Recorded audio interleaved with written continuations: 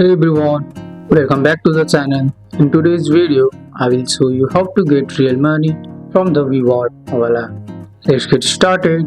First, open your WeWard app on your phone and make sure you are logged in to your account. Now, just start walking.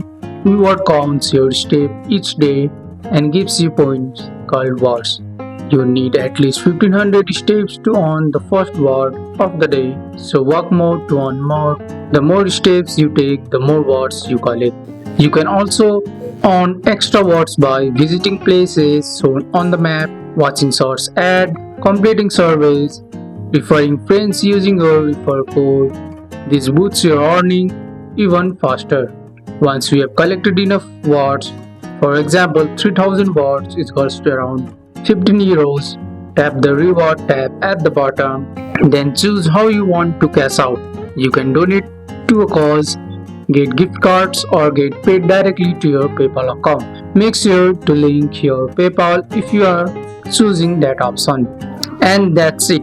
Just walk on wards and turn them into real money or rewards.